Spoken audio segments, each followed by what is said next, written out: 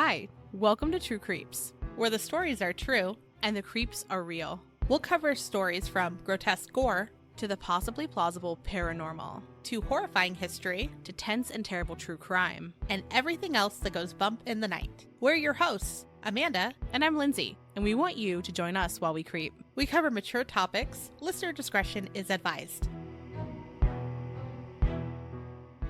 Hello, everyone.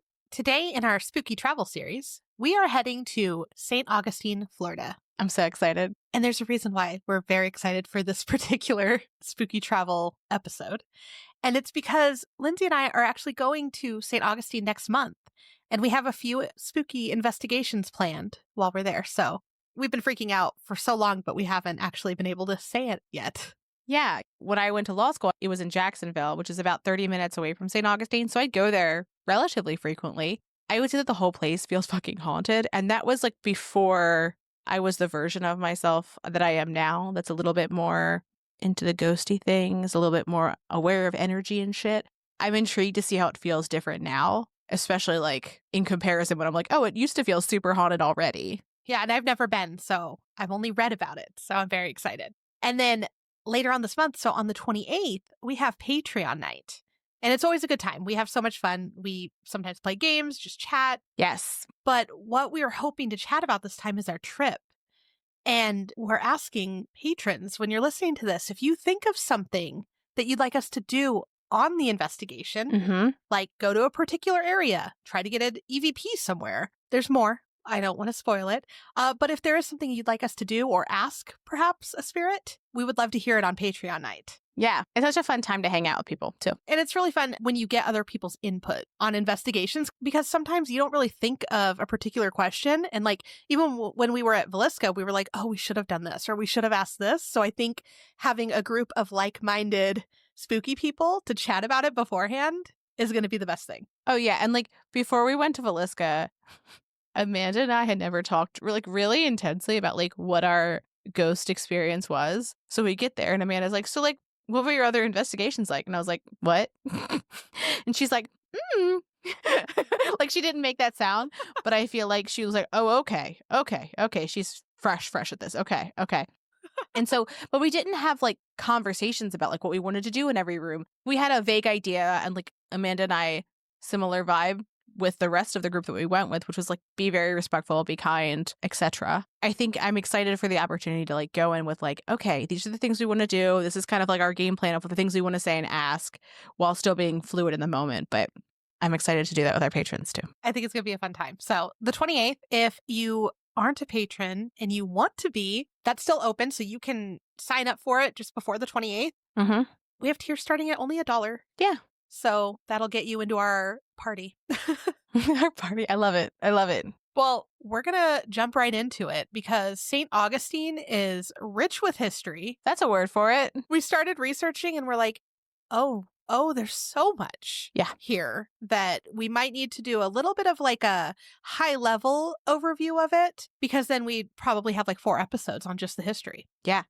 I mean, it is like it is hundreds and hundreds and hundreds of years. Oftentimes people are like, oh, we'll just start the history when white people settled here. But there were people living where St. Augustine was and in the area hundreds of years before that. Right. It's a lot to look through. It is. And especially when you're trying to find the real history of the area. And so for today's episode, we are going to go over, like I said, a high level overview of the history of St. Augustine. And then we're going to talk about one of the spooky places that we're going to be going to and talk about what might be happening there. It's a little different from what we typically have done in the past, but I think we learned a lot. Yeah, I feel like this research has been some of the most eye-opening for me. Where I was like, oh, I did not realize that I was consuming like historical tourism in a way that was disingenuous. Because I don't want that. Everything else aside in who I am, I do not want to be lied to. And I'm not comfortable being lied to. And I'm not comfortable with somebody else deciding what the truth is. Like giving me part of the story and telling me it's the whole story. I wouldn't like that in my day-to-day life. Yeah. So I certainly don't want it when we're talking about like, what's the history of the country where I live? Right. So as with any previously populated place in America, St. Augustine, Florida's history is positively teeming with atrocities. Yeah. any place that has settlers is going to have a disgustingly abundant amount of fucked uppery. Yes. Perfect way to describe it. Yes. So up until the 1500s, which is insanely long ago, the area where St. Augustine would one day be developed was inhabited by the Timucua people. And they lived in northeastern and north central parts of Florida. And their population was estimated to be anywhere from 200,000 to 300,000. So a lot of people. Yes. Yes. And there were several groups that spoke a common language, but they all had different dialects. It seems like how it is today in the US, though. Mm-hmm. Like you and I speak very differently. Yeah. And even within the same state, people can have different dialects. Yeah.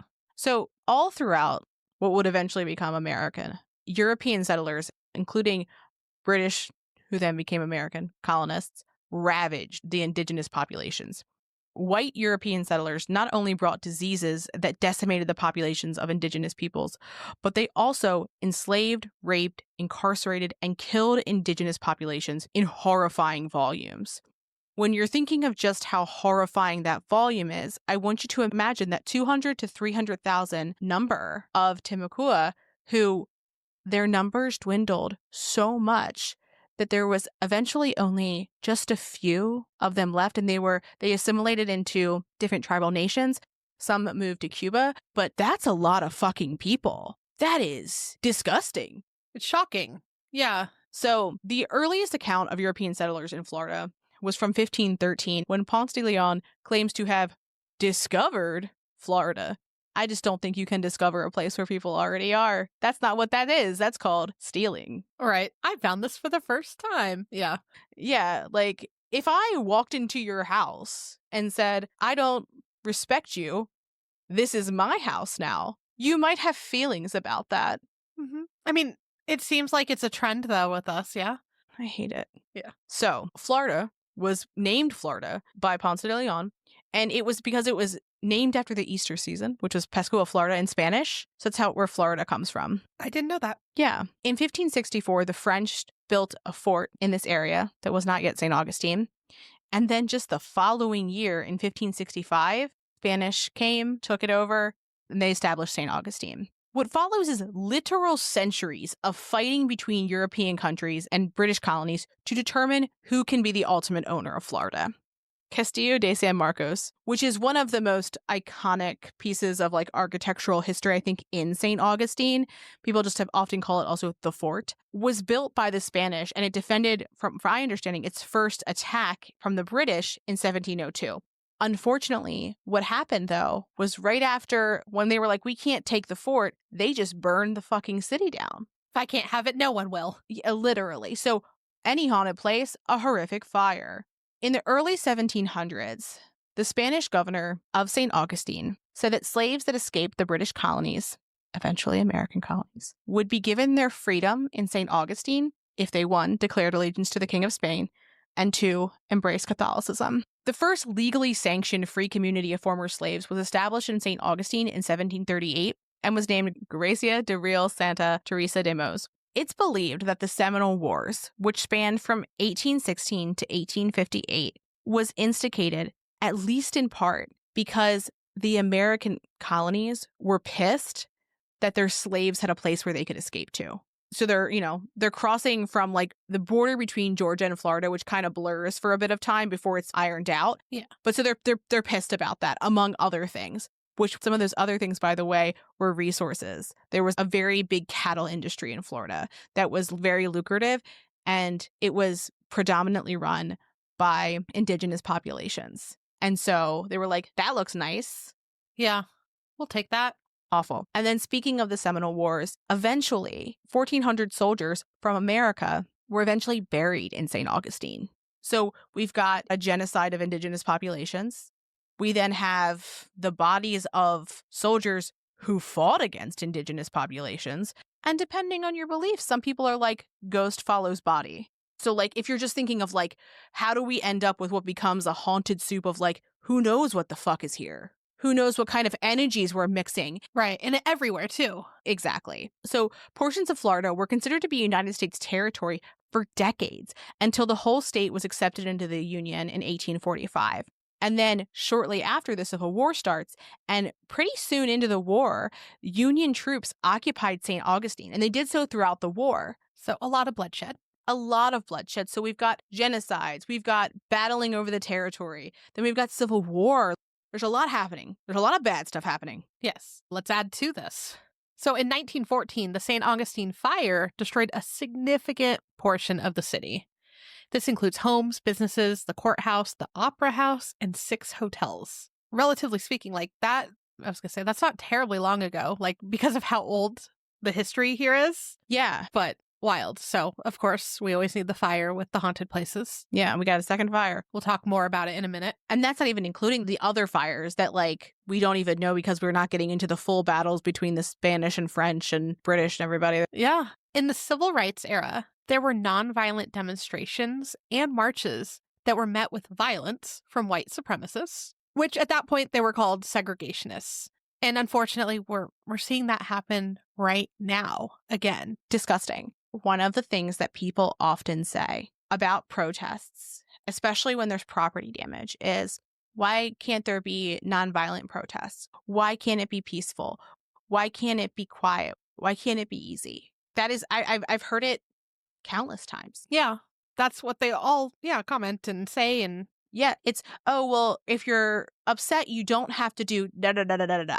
Mm-hmm. But in the civil rights era, there was so much nonviolent protest that was met with violence. Yeah. So, for example, they had wait-ins because there was segregated pools and beaches. We're going to segregate nature. Get fucked.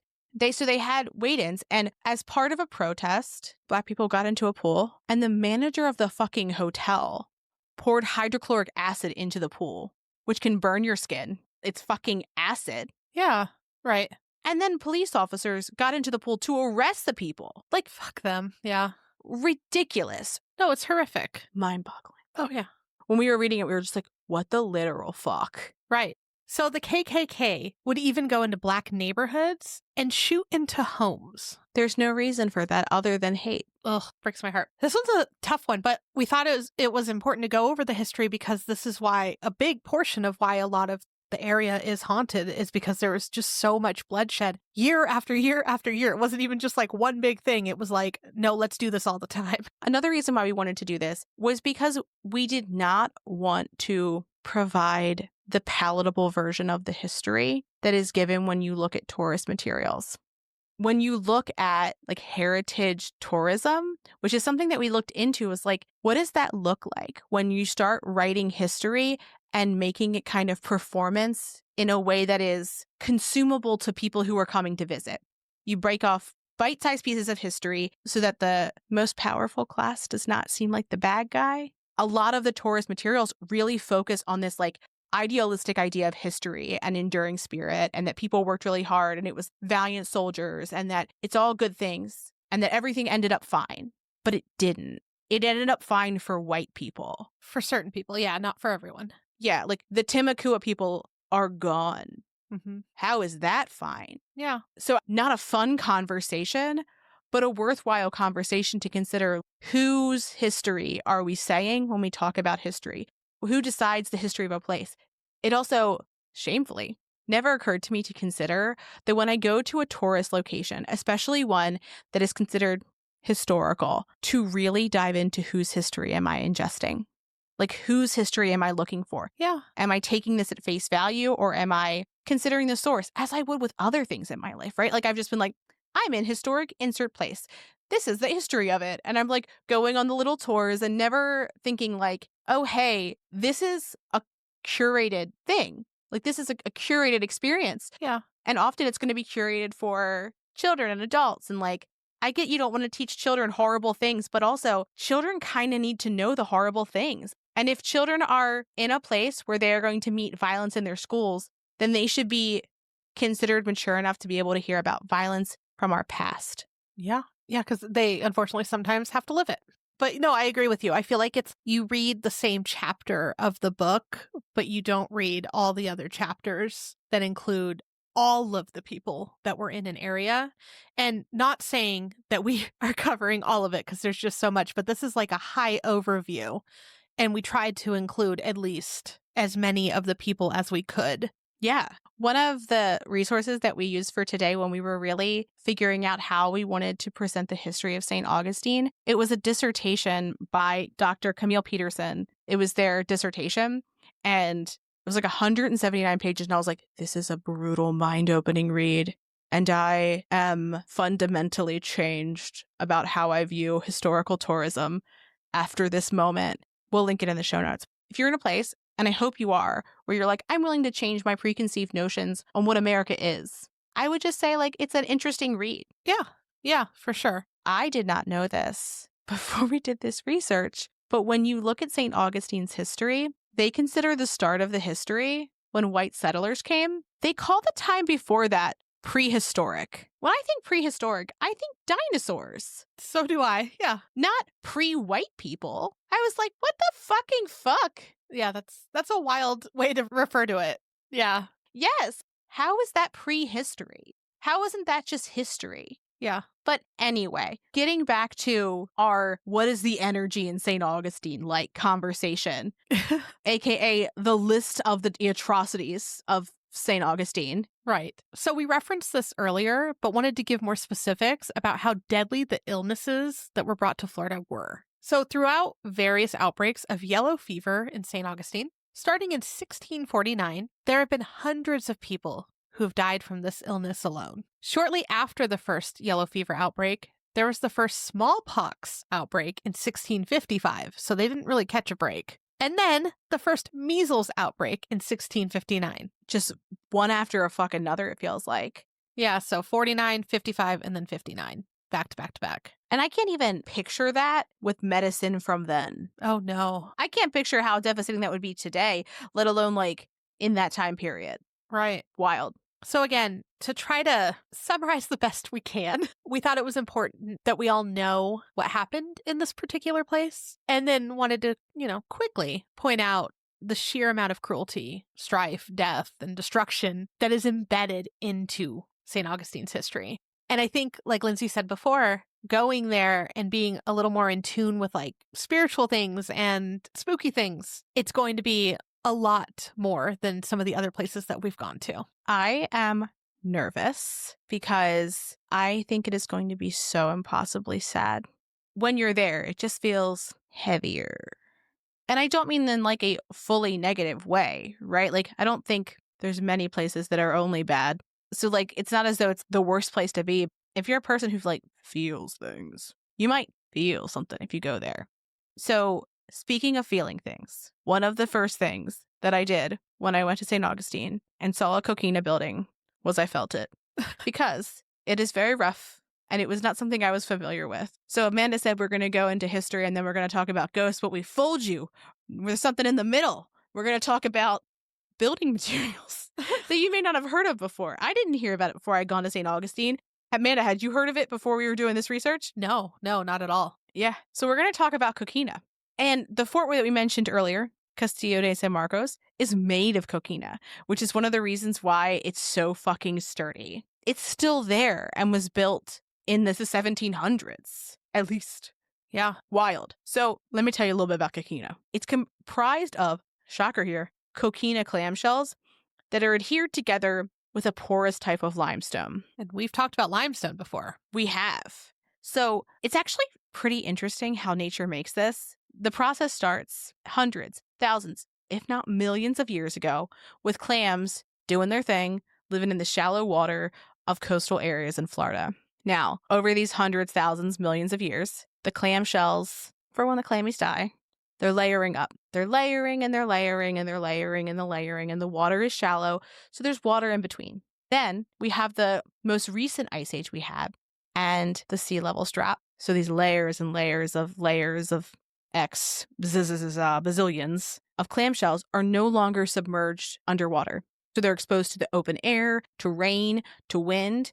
And like any place that's not covered with water, dirt and soil eventually begins to accumulate. So the dirt and soil begins to accumulate. So now there's clamshells, bazillions of layers, and then your soil. And then what grows in soil but vegetation and trees. So then water is coming in through the plants and it's trickling down through the vegetation and the soil. It basically becomes carbonated water. So nature's seltzer. fizzles down to these little shells and begins to dissolve some of the calcium on the shells. And what you get is this like seltzer slurry that exists. What a thing to think about. Delicious. So we've got top layers kind of dissolving, seltzer slurry dribbling through all of these layers. And so over time, the bottom layers start to fuse together. And that's what creates the limestone, is the dissolved slurry mixed with the seltzer-ish that kind of comes down. And it builds this surprisingly sturdy building material that they could basically like cut out, and they would take it out of the earth and they would have to cure it, wet it, cure it again. There's a whole process. We're not going to get into that whole process. Fascinating that this is a naturally occurring building material that's right around here. Yeah. And there's roughly 40 buildings in St. Augustine today that are still made of coquina. And Amanda referenced it earlier, but we've talked a bunch about limestone before. And I knew what coquina was, and I was like, saltwater, ghosts, like cleansing. I wonder if there's something weird with the coquina. I didn't even know that it was limestone. So I was like, woof. We mentioned it before, but limestone is believed to have the ability to absorb and release energies, which is why a lot of people in the paranormal community think that buildings with limestone have more ghost activity. And that's because maybe it can absorb energy differently. So we're talking about an area that is built mostly with limestone, and not just limestone, but limestone that came from the ground there where the shit was happening. Yeah. It just feels like double haunted. Double intense. Yeah, I don't want to say double haunted, but like double fuck. Yeah. In some areas, there's things built kind of basically right on the coquina. So the coquina like in the earth places. It's just sponging up all the energy everywhere. There's plenty of energy. So, okay, we're going to talk about one of the haunted places there.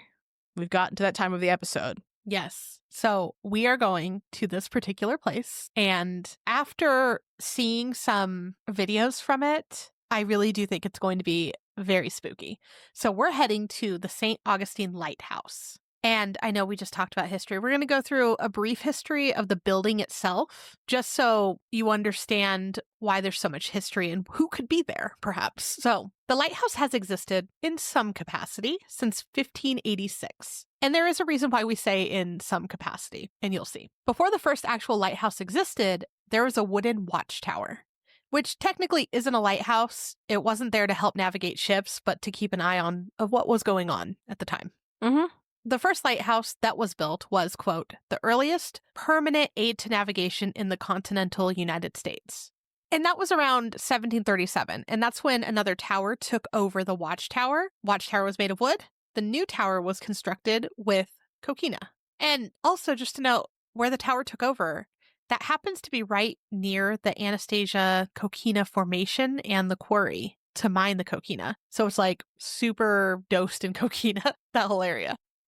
Yeah. So after the structure was built, a guardhouse and a chapel were later added. Then in 1824, the tower was restored and upgraded.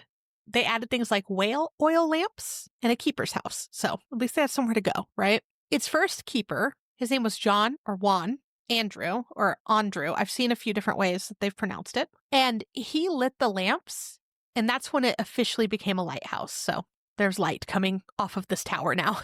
He was paid $350 a year to take care of the lighthouse and to tend to the 10 oil lamps. And in today's money, that's about $11,387. Doesn't seem like too much, no. Woof. That's not a lot of money.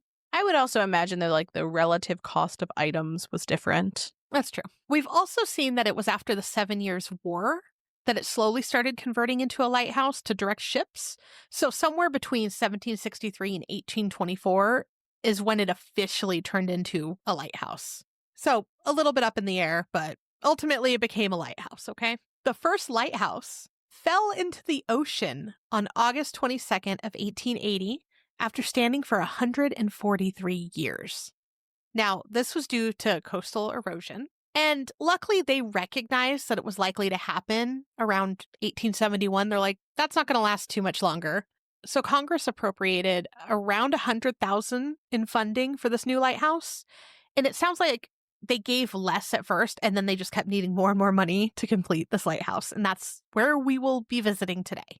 So the new lighthouse was finished on October 15th of 1874, but the build started around 1871. So it took a while to construct this lighthouse. And it was located about 500 yards southwest of where the original structure stood. So it's still like in the same vicinity. Yeah. So the light from the new lighthouse could be seen up to 24 nautical miles away, which is about like 28 land miles. That's like a far distance, though. I say with a question. Yeah, that's pretty fucking far. Like, could you imagine if your neighbor's house like had a light that you could see 28 miles away?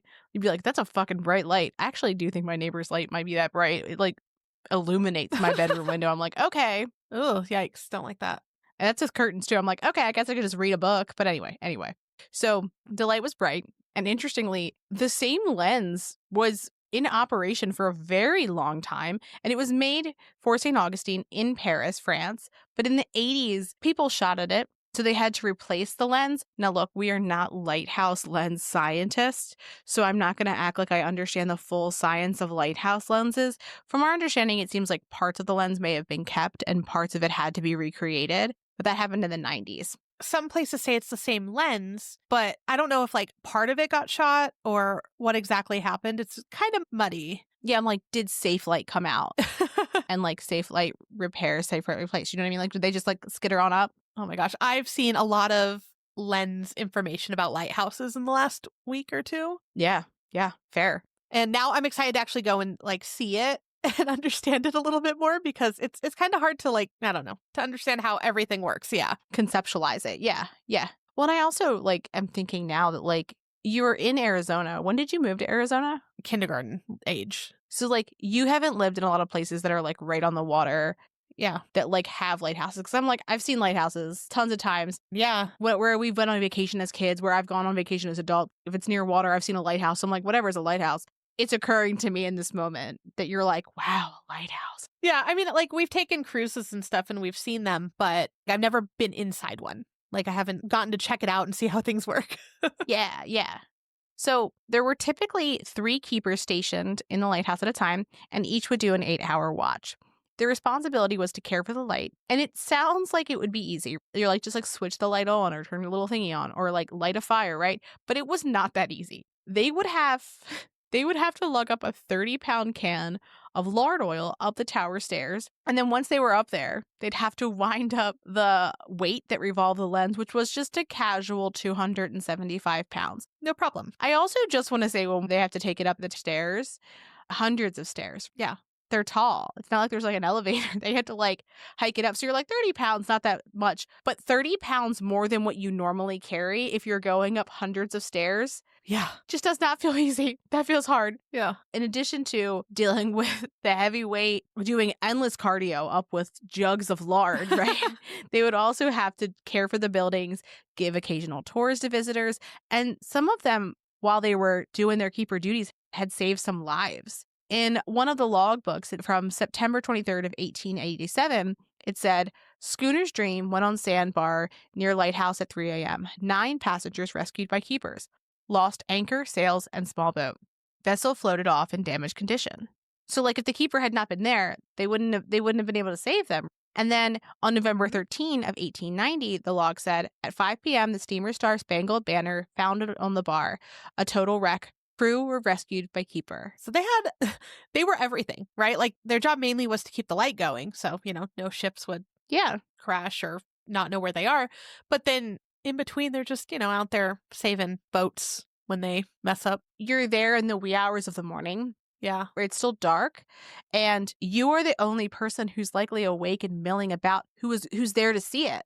So what do you do? What do you do but go help the people? But it's like an interesting thing that you may not have thought as was like part of your job description when you first did that. Right. And I was thinking too, they saved so many people. But if there were any lost people too around that area, like, and the keepers were the ones trying to save them, like that's another layer of something that could be going on there. Yeah, absolutely. So the keeper's house was built in 1876 and was in use for the keeper and the assistants until 1955. Now, the head keeper lived on the north side of the building, and the first assistant lived on the south side. So we've got south side, north side taken. Now, in between, there were 2 small rooms that were on the top floor that were kind of like between the sides, and that's where the second assistant got.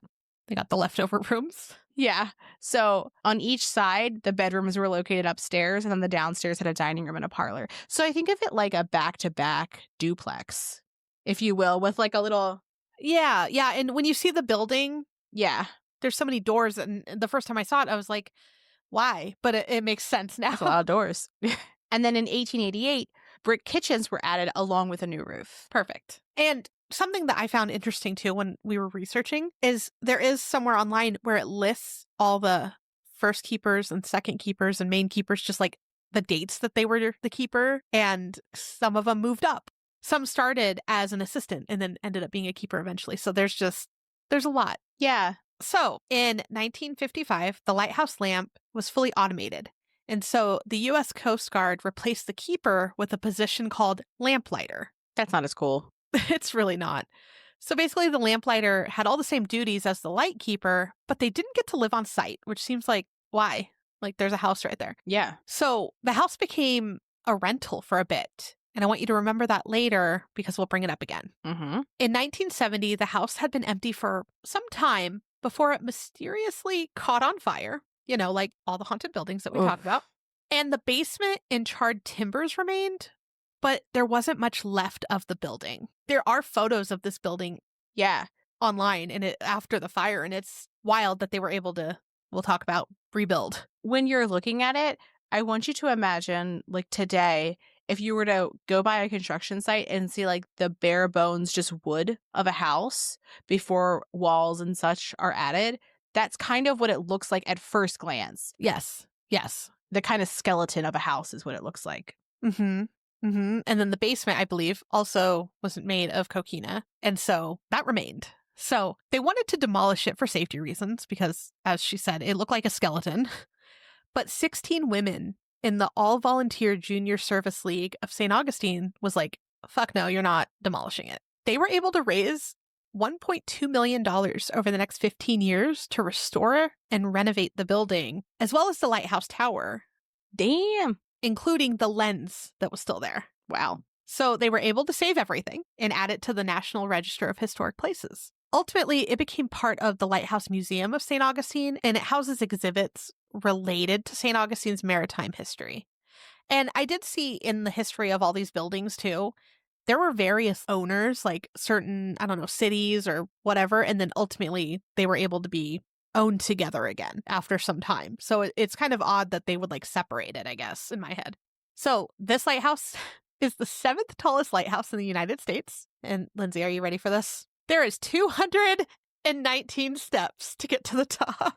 I'm going to need to start like running up and down my stairs to practice to like get my cardio up for when we go. Oh, yeah. Yeah. And there's 8 landings, luckily. So like A moment to check your breath. it's broken up. You can have like a little chill area. I think I saw in some of the videos that there is a little bench on one of them. Great. We'll sit and have a picnic on one. We'll be like, okay, this is the halfway mark between intermission. Oh my gosh. Yeah. When we were researching, just thinking about, my big thing was 219 steps. And we're going to talk about how spooky it is in a moment. But what if something happens like halfway up, you know, or like when you're all the way at the top and you're like, I need a minute. And you're having to run down the spiral staircase of 219 steps to get out of it. It's also just like the spiral of it. Yeah. You can't go up too fast or you'll get dizzy. And looking up or down it in itself without anything is creepy. Like, frankly, I'm going to be against the outer wall because I'm afraid of heights. And when I look down, I get dizzy. So I'm going to be like, it's fine. I'm fine. I didn't even think about that till this moment. What a new level of horror. It's going to be a time. So sorry. It is certainly going to be a time, but I am excited to go. Yes. And now this is the spooky part. We're going to talk about its hauntings. And I will say, after seeing some videos from here, there were a few that gave me chills. Oh, yeah. No, they're terrifying. Yes. So because it's so freaking haunted, the lighthouse has been featured on many spooky travel lists, paranormal shows, all over the place. And one TV show it was on was Ghost Hunters, and that's season 2, episode 19. I watched that episode, and that's where I saw one of the videos that actually like chilled me. And typically on those shows, you don't see a lot. It's normally like, oh, what was that? Or whatever. No, they were there. Like they have it on camera. So BuzzFeed Unsolved also went there. That's like one of my favorite spooky shows to watch about any place. Yeah. There's also a large number of different tours that feature it. And many locals in the area have said that the Lighthouse is the most haunted place in St. Augustine. So lots. And it's not even just like the lighthouse. It's all of the buildings and the area, like the grounds of it too. Mm-hmm. And people have reported things like sudden drops of temperature, hearing noises that can't be explained. And many of them have seen full apparitions just on the grounds. Like it's not even just in a particular place. Like it can happen anywhere. Just strolling about. Yeah. So, one of the major spooky areas is the basement of the keeper's house. And it's also one of the only places, as Amanda mentioned earlier, that remained in the fire. It's also made of that coquina, baby. So, it's been said that one keeper, or maybe an assistant, hanged themselves a few years after the new lighthouse was finished. But we couldn't find any confirmation that any hangings took place there. Several sources mentioned it, but it seemed like it may have been in the 30s. Also, suicides aren't always reported on like that, especially in the 1930s. You're just not going to see as much about it. Yeah, agreed. It's not been confirmed who it was. People have seen a man wearing a blue suit in the same area. And again, not sure if this is the person who hanged themselves, but some people think that it was Peter Rasmussen or Joseph Andrew who were keepers at different times, which I am not for a person living in their profession after ghosting. Nope. But I will say that I would imagine there was a different level of like dedication and this becoming who you are. Right, you lived there. You lived there. You oversaw that coast. I feel like that would be intertwined with your sense of self. So that one, I will not say don't work for free. So we're also going to talk about this area a bit more when we talk about different sightings from employees. So one of the keepers, who was the keeper between 1849 and 1853, John Juan Carrera, was the first documented death associated with the lighthouse. He died while serving in the original structure. However, we were, again, unable to find anything out about him, but he definitely could still be there. Right. And we could find so much of who was the keeper at what time, but there are several we're going to talk about too that there's deaths and we don't know how they died or why or if it was sickness, whatever. So we mentioned Juan Andrew earlier, but there's also his cousin, Joseph Andrew, and he was the fourth head keeper of the light. And in 1859, Joseph was painting the tower and fell off the scaffolding. It sounded like something in the scaffolding had snapped or gave, so that's what caused him to fall 60 feet to his death. On December 10th of 1959, the St. Augustine Examiner said that he, quote, first struck the roof of the oil room about 35 feet below, whence he glanced off and struck the stone wall, which encloses the lighthouse, and thence to the ground, killing him instantly. That's a lot of description. Oh, a lot of description. He was just doing his job, like keeping up on the buildings. That was part of it. Yeah. Some visitors have reported hearing screaming, which they might believe to be Joseph falling. That's heartbreaking. Which I would imagine, like, if you hear a scream that travels downward, I could see how you would think that. Yeah. And then in the Ghost Hunters episode, they actually caught audio of someone yelling. So that could have been him. And so after Joseph's death, his wife, Maria Mestre de los Dolores Andrew, took over as the keeper until the Civil War, when the light was off for a period of time.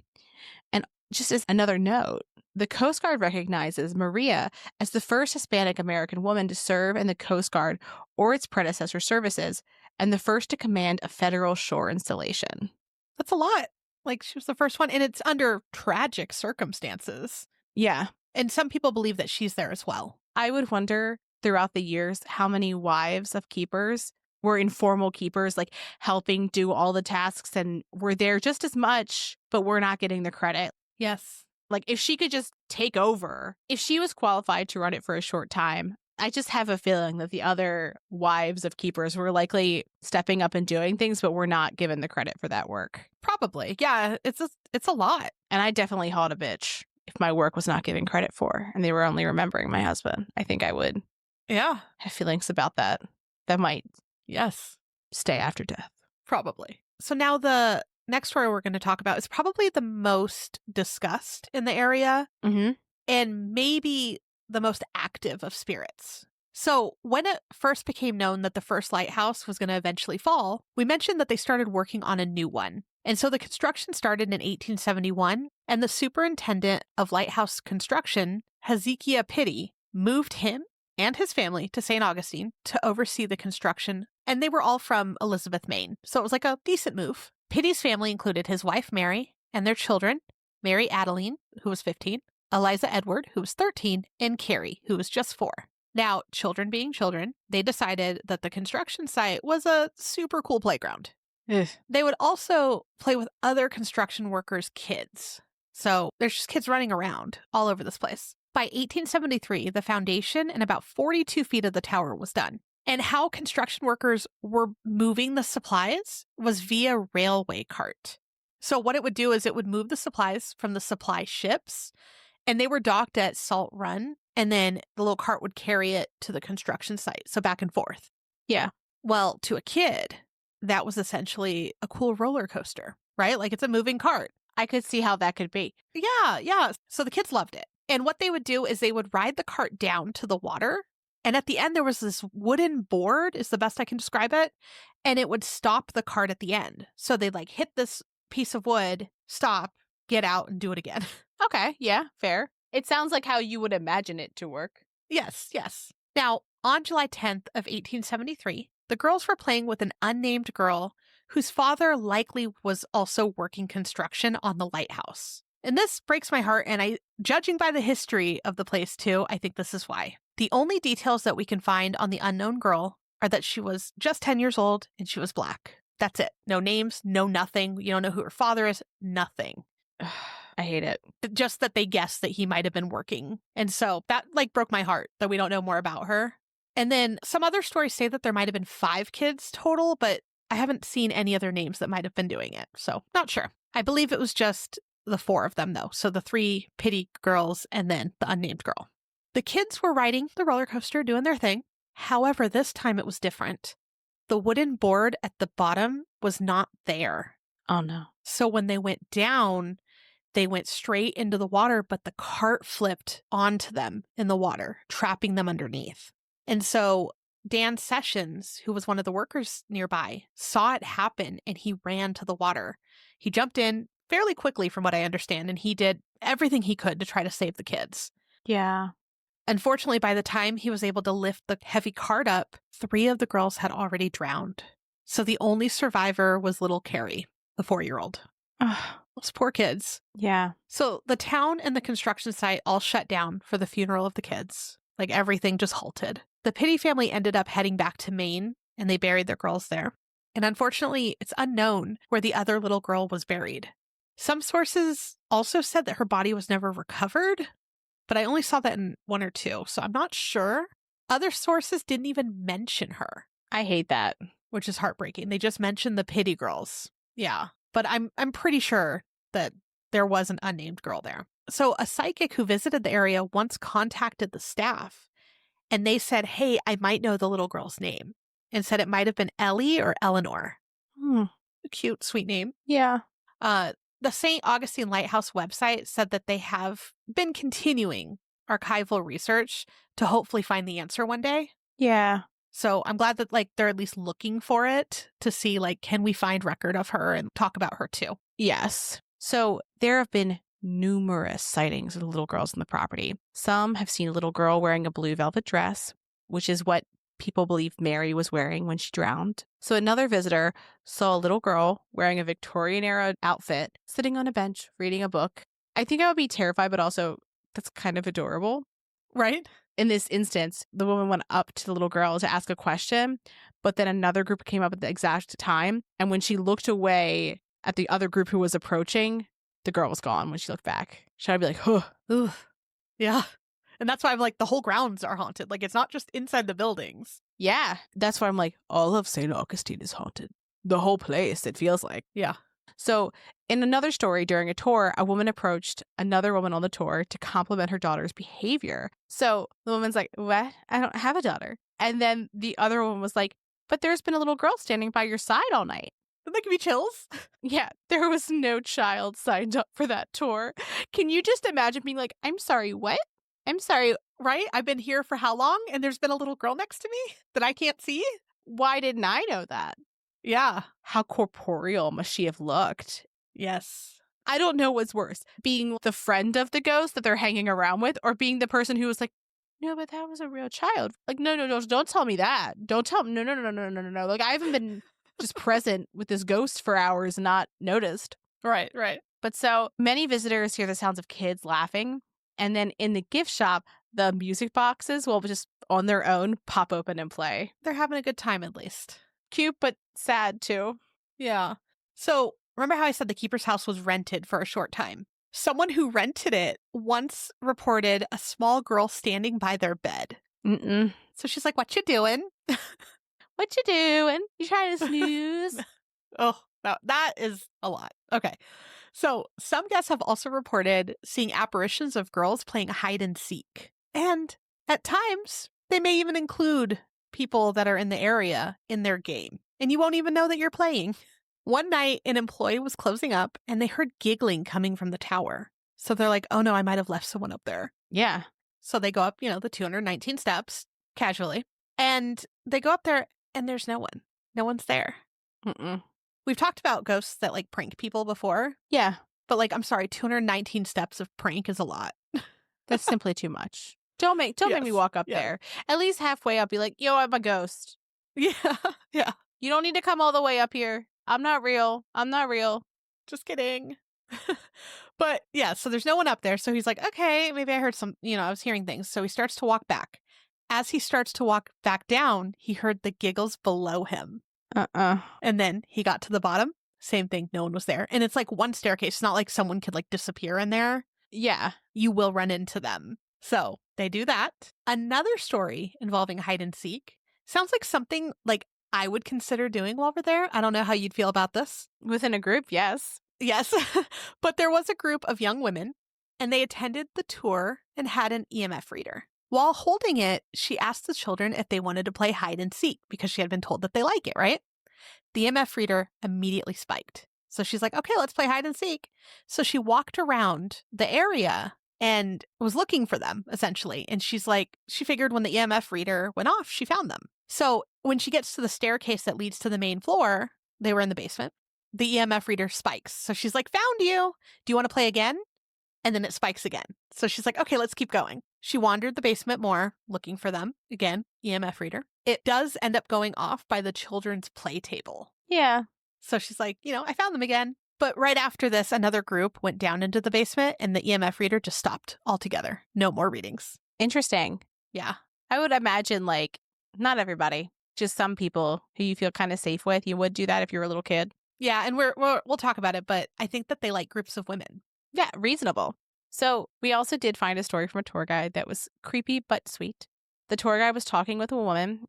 As the woman got back onto the tour bus, she started talking about how she had such a wonderful experience at the Lighthouse. And she said that it was so considerate, they had added hidden intercom speakers on all of the landings. And she said that every time she got to a landing and was like, "Oof, like I can't keep going up these," she heard a little girl's voice over the speaker telling her she could do it. But there's not hidden speakers. They don't have motivational little children at the landings being like, "You go, girl. You've got this," right? Like, that would be a strange tip. Yeah. I actually don't think I would enjoy that. I'd be like, "Don't look at me." No. Don't judge me. That's a lot of steps. Look at me. Like, that's more like it. Also, they don't employ children. Yeah. So other guests have also reported feeling hands on their back as they climb in the stairs too, but we're not sure if that's the little girls. That's a lot. It's a lot. It's also so that the girls enjoy playing pranks on people too. This all feels like pranks too. I mean, like, we're just popping up saying, "What's up?" Yeah. But one person that attended the tour was about to start to climb the tower, but she said she couldn't move because her shoelace had been tied to the staircase. She waited around too long. She was like, "You're holding still too long. I'm just going to be a little silly goofy gal." Yeah. That is funny, but could you imagine though? You're like ready to finally go. You got that motivation, then you're like, "Oh, how did this happen?" Heard, wear van slides. Yes. And we're actually going to bring that up in a minute, in a little bit. So the next person we want to talk about is Major William Harn. And he was the lighthouse keeper between 1875 and 1889. Now, he was a Civil War Union Army officer. There's a lot on him. There's a lot of information on his background and like his connection to the war and everything. But he served in the Civil War as a captain and a commander of the 3rd New York Independent Artillery Battery, which was a unit he led at the Battle of Gettysburg. Now, he took over the lighthouse, bringing his wife, Kate, and their 5 daughters, Ruby, Molly, Charlotte, Catherine, and Ida. And then later, while there, they had another daughter in 1882. When they moved into the keeper's house of the old lighthouse before they moved to the new one once it was finished. Now, unfortunately, he got very sick. He died of malaria and tuberculosis about 13 years after moving in, and he died on May 31st of 1889 around 1 a.m. And from what I understand, it was a long bout of coughing and just being sick. So he was in the keeper's house. Well, he was 55 when he passed, and he is buried nearby in the Evergreen Cemetery in St. Augustine. After he died, his wife took over as second assistant for about 6 months, and it was until she received his military pension. And in the early 1890s, she and her kids moved back to Maine. And I thought this was kind of sweet. The people of St. Augustine were very fond of them, and they actually kept track of their lives for years. And it sounds like some of the papers even like reported on the things that were happening, like when the girls got married or engaged. That is sweet. I thought that was sweet. Yeah, because it's like a tight-knit thing, and like they served this lighthouse for a while.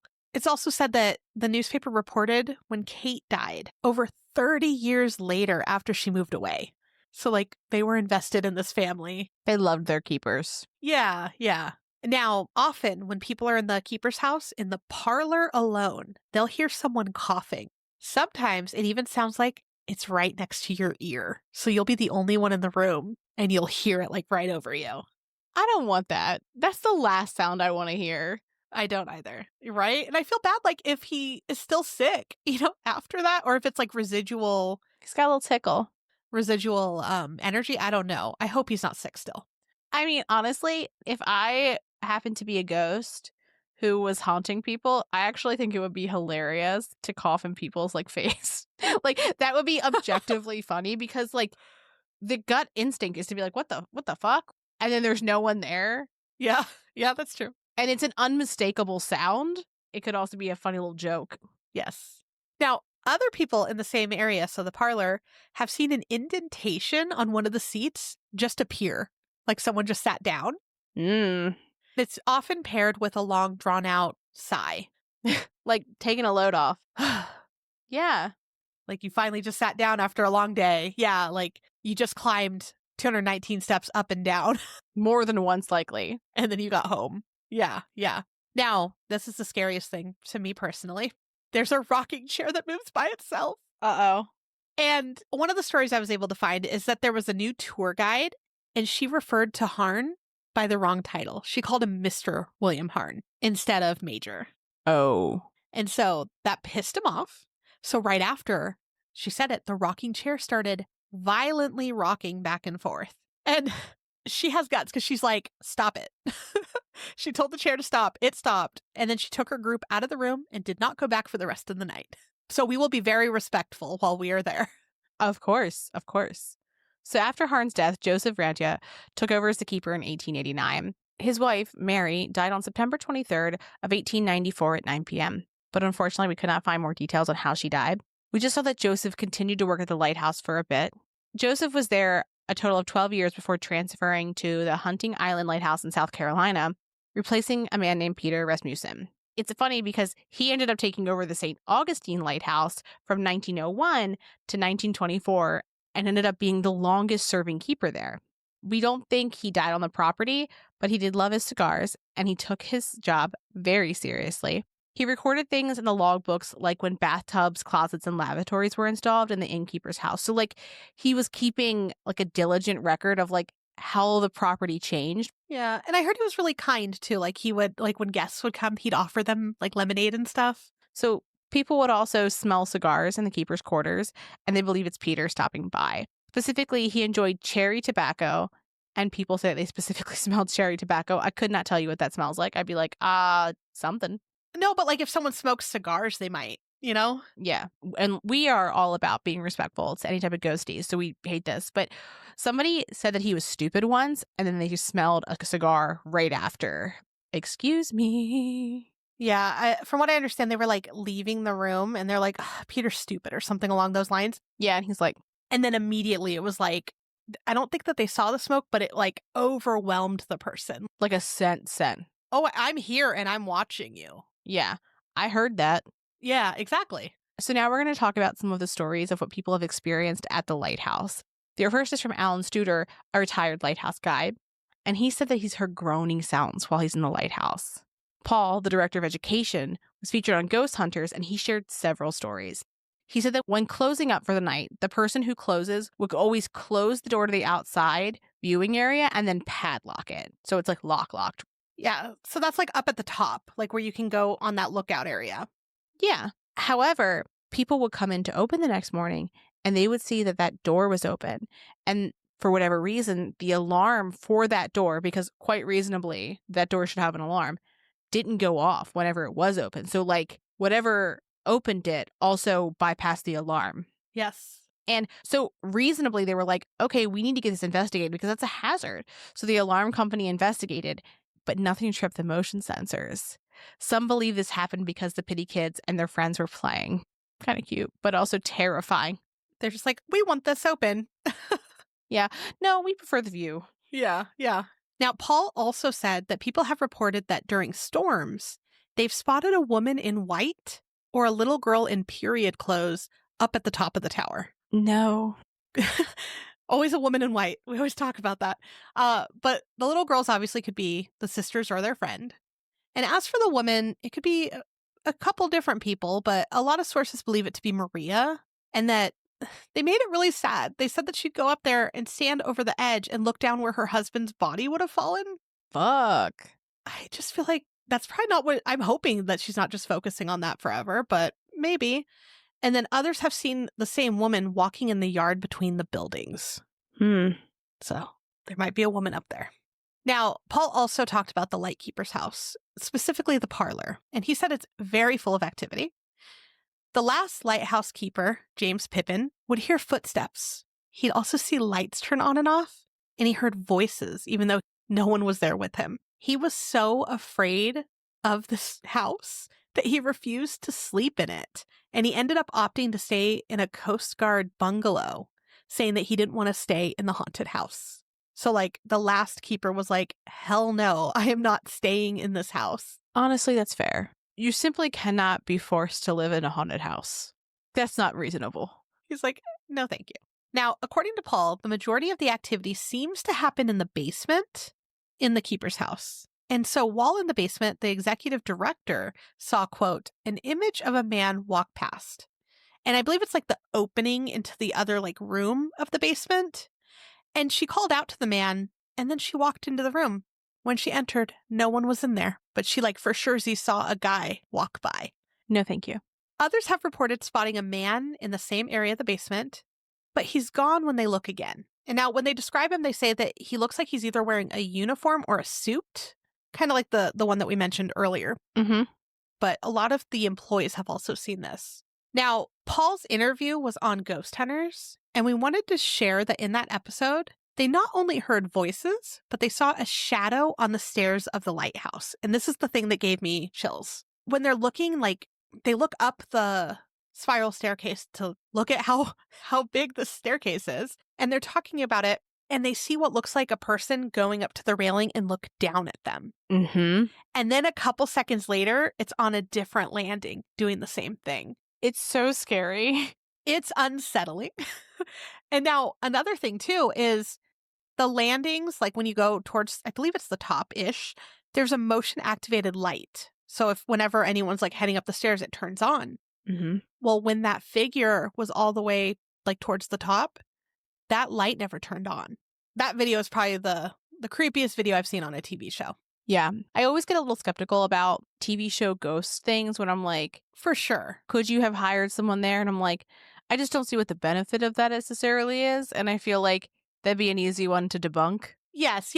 And there's enough weird shit that happens there. They don't need to make anything up. I think even just the thought of someone looking down at me when we're the only ones there would give me a heart attack. Mm-hmm. Looking up and expecting to see like the geometric pattern of the spiral and seeing like, because when you look at it, it's not as though you can see like a person. It looks like you're looking at a shadow. Yes. And that fucks with me. Yes, it really reminded me of Malvern. Mm-hmm. So other employees have reported seeing a hazy male figure walking inside the lighthouse.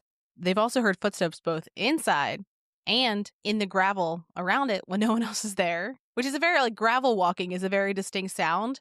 And it's a very distinct sound of humans walking on gravel versus animals walking on gravel, if you will. Yes. Yes. Yeah. So Abby Smith, the specialty programs manager, says that she now wears shoes without laces. And she does that because she had to untie her laces just so many times from what she believes was the little girls playing tricks. Earlier, I mentioned that they had tied the shoelace of a person who was on a tour. But now this person who's there all the time, they're doing it to her over and over again. They're like, this is funny every time. Like, we don't just need, like, fresh people. Like, it's funnier if we do it repeatedly. Poor Abby. Abby also mentioned that the girls like to hang out with moms, teachers, nurses, caregivers, and other kids. Very reasonable, makes sense.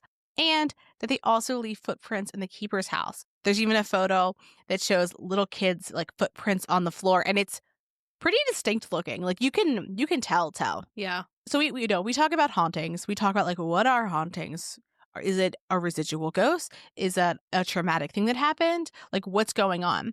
Many people suspect that the hauntings at the lighthouse are kind of like an energy loop, especially the apparitions that are walking up and down the stairs or looking out or like walking around the gravel and things like that. And even if you think of the little girls and their tricks and how they respond to people and how they interact, it does seem like the energy is looping and doing the same things. It's not like it's changing over time. It's doing similar patterns of activity. So I think that's really interesting. Right. I think especially the ones that are working. Yeah. Like they're still just working because they're just up and down. And like it was such a routine. I'm hoping it's not them just doing it all the time. Hopefully it's just energy that's just like repeating. So yeah, everyone's happy and doing their own thing now. Yeah. So as always, we want to know what you think, but I'm going to ask Amanda first. What do you think? Do you think it's energy from the building holding their energies in? Or do you think that like this is them with a little imprint, if you will? Right. I think that there's a variety. Yeah. I think that some of the ones that are just, walking up and down the staircase and looking down, I think those are just an imprint, something that they're just doing over and over. There's no time or whatever that makes it repeat. It's just they're doing it all the time. And that's why it's happening during the day and at night because the keepers were working. Makes sense. The kids, I think, are a little different, actually, because they're reading books. They're doing the shoelace thing. They're chatting with people on the landings. Like they're just doing so much. I do think that there is something there. I don't know if it's the kids. I'm hoping it's really not kids. I feel bad. Yeah, that's like why I was hoping it was energy, not them. Because I'm like, oh, little kid ghosts make me feel sad. Yeah, it makes me feel sad. But I wonder if those are the ones that you would be able to interact with. Yeah. And then who knows what the coquina has. So who else could be there? It could be anyone. It may not even be some of these people. It could be anyone. Yeah. Yeah. And we're talking about an old place. It's possible somebody brought a thing that sits in the keeper's house. Yeah, brought it and left it. So you think it's a variety as well then? Yeah, I do. I think that there's a mix because when we're talking about like up and down the stairs, looking out, walking around, that's one thing. But when you're talking about looking over the stairwell at someone and then walking up a little bit more and looking over the stairwell, that wouldn't have been a part of your normal day. That's active interaction. That's like a reactive response, not something just happening and you happen to be there as part of the loop. That feels a lot different to me. I think it is a mixture of the two. Interesting. I'm excited to go. I cannot wait for this lighthouse. I am too. Me too. So, like we said, we're going next month. We are stoked to be able to share our investigation when we come back, so keep an eye out for that. Now that we know a lot of what happened at the lighthouse, we're going to try to go to some of those spookier areas and check it out. Yeah. And patrons, we'll see you on Patreon night. If you can think of anything related to the lighthouse or St. Augustine in general, write it down. Let's chat on the 28th. Yeah. We'd love to get any suggestions for the investigation, whatever you want to talk about St. Augustine. And if there's questions you want us to ask spirits there, where do you want us to do the EVPs? We're going to try it. I can't guarantee hauntings like we talk about on the Haunted Dolls episodes. Yeah, we in fact cannot guarantee haunting. Should we play hide and seek with the kids? I'm actually kind of excited to play with the kids. Yeah. I don't want it to be kids, but, And yeah, we just want you guys to help shape the investigation, and we're excited to partner up with you guys. Yeah. That's going to be fun. That's going to be really fun. We can't wait to talk to you about it. And with that, have a great weekend. Thanks for creeping with us. Thanks for listening, and as always, a special thank you to our patrons who support us via Patreon. Please see the link in our show notes to learn more about how you, yes you, can begin to haunt the dump, guard vortexes, or even become a scorching Sasquatch. Ooh. Also in our show notes, you can find the link to our website, more information on our sources, our social media handles, and our merch store. We'd love for you to keep creeping with us. So if you like this episode, please subscribe, rate, review, and share the show with your fellow creeps and or ghosts. I beg of you.